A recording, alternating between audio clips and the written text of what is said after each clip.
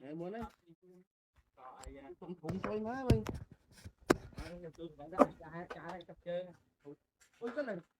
Ôi lần.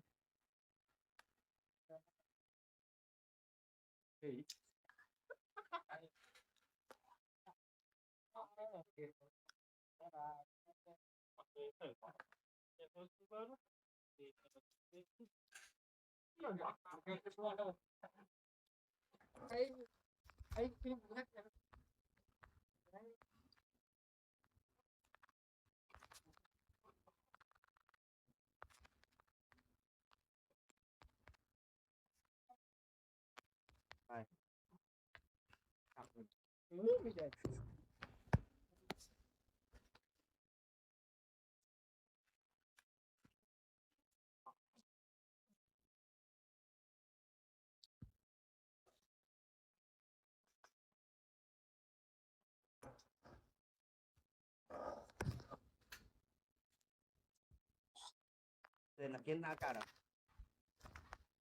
Cả về phải đấy về ông làm đấy cứ mua cá mà một mua cá em bên này